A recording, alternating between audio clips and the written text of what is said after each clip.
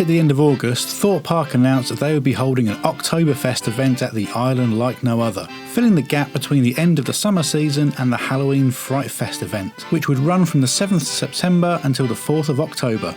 As an annual pass holder, I reserved my spot for Friday the 11th of September at the cost of £1.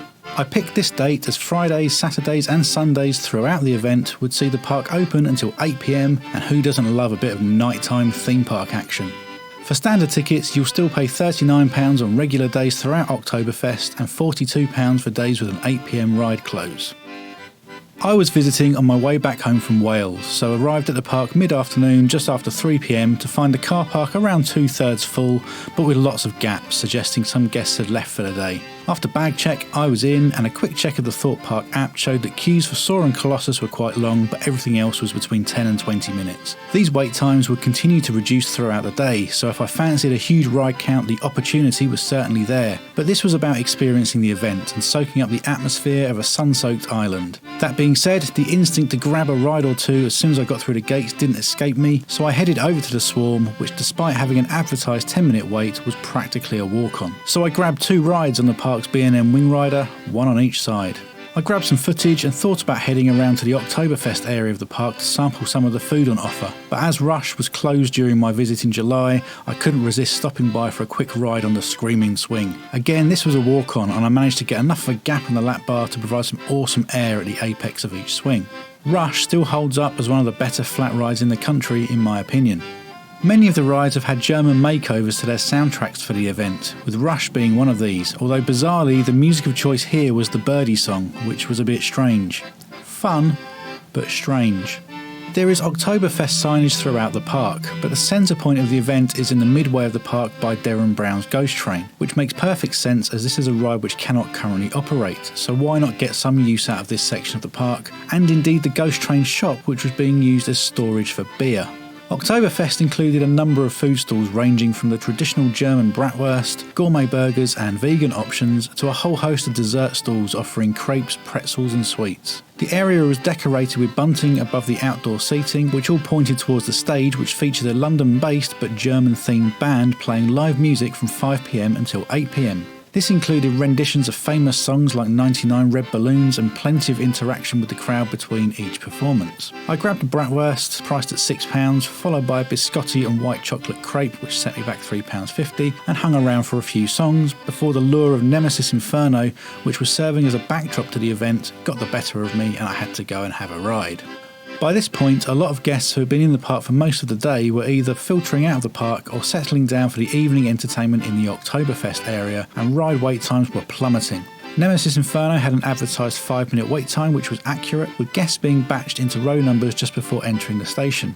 A quick shout here to the ride operators who were tearing up and down the platform to get trains out as quickly as they could, despite the queues not being long at all. That's dedication. After a solid ride on Inferno, I headed across to Amity Speedway, where Stealth was also showing a 5-minute wait time. But unfortunately, just as I approached the queue, I heard the dreaded announcement that Stealth has ceased operation and ride staff weren't sure when it would be back up and running again. So off I went on another wander to enjoy people getting soaked on Tidal Wave, which again wasn't open when I visited in July, so it's fun seeing the explosion of water this ride creates. Honestly, I think this is just as enjoyable to watch off-ride than it is to be on one of the boats. The sun was starting to set on the park and the island was looking wonderful, basked in its amber hue. Despite many sections of the park now being low on guest numbers, there was still a fantastic atmosphere, with Oktoberfest music pumping through the speakers and a generally happy vibe throughout the resort, with staff members dressed in lederhosen wandering the park keeping guests entertained.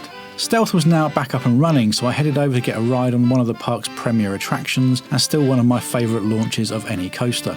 Like numerous other rides, Stealth's soundtrack has also been tweaked, with its familiar countdown replaced with 3, 2, 1, followed by some yodeling.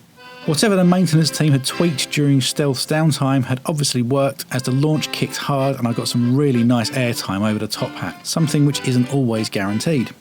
One of the biggest appeals to coming to Thorpe Park at this particular date was that I knew the last hour would be almost completely dark, and night rides on some of the park's headline attractions was a big draw for me. So with the summer evening closing in, I went for another chilled out stroll around the park to get some lush sunset footage and to check out some of the other amendments that had been made for Oktoberfest. This included Rumba Rapids becoming Umpa Rapids, complete with a new German-inspired soundtrack, and various other bits of signage throughout the park, even including on the bins.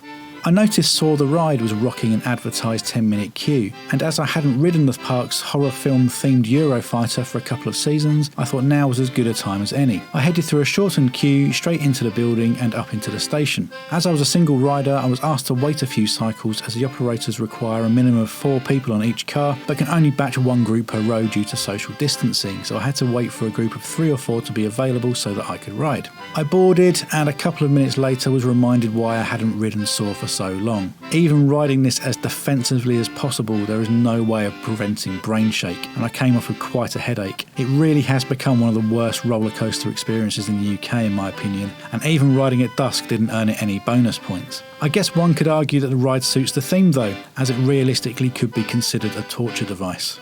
I went to grab a drink and to sit down for 5 minutes to try and calm the brain ache down a little, got some more footage of the park as it descended into darkness, and spent some more time enjoying the band, who were still playing to an increasingly merry audience in the Oktoberfest area. It was now approaching 7:30 in the evening, and we had almost a complete cover of darkness over the island, so it was time for some night rides. First up was Nemesis Inferno, which cruised through its pitch black tunnel before tearing through its course, and then I headed over to the Swarm, which I decided was the perfect way to end the evening. I arrived at the station at 7:58 PM and boarded the second from last train of the day. Cresting the lift hill provided a fantastic view of London lit up in the distance before the wing flipped and sent us careering through the ride's course. Unlike some of the other rides which are lit up in the dark, Swarm's station and part of its lift hill have lighting, but that's about it, so you experience this coaster in almost complete darkness, and it's awesome. I headed towards the exit, having experienced a fantastic afternoon and evening at the island like no other. In fact, this was the most I've enjoyed Thorpe Park for a few years. For me, Oktoberfest is a hit. The atmosphere and vibe around the park was top notch. It felt like the staff were really enjoying themselves and park guests were all in high spirits. The weather certainly helped, with it being a lovely late summer evening, but the main props have to go to the park themselves. Guest numbers were sensible, so the park felt safe, with all the usual measures in place such as hand sanitizer stations, social distancing markers and a requirement to wear masks on most of the rides. But crucially, following a summer where there have been many complaints about high queue times, with the numbers in the park and the Oktoberfest entertainment helping to spread guests out a bit more, wait times were sensible throughout the day and really low in the evening. If you're thinking about visiting Oktoberfest, then I would highly recommend it, and specifically recommend choosing one of the dates with a late close, as the number of rides you can pack in, combined with the atmosphere, entertainment and food options, makes it well worth the entrance fee. Thanks for watching. If you enjoyed the video, please hit the like button and get involved in the discussion in the comments below. If you'd like to follow our theme park adventures, then subscribe to the channel and enable notifications. You can find us on Facebook at facebook.com/looptpa and on Instagram @looptpa.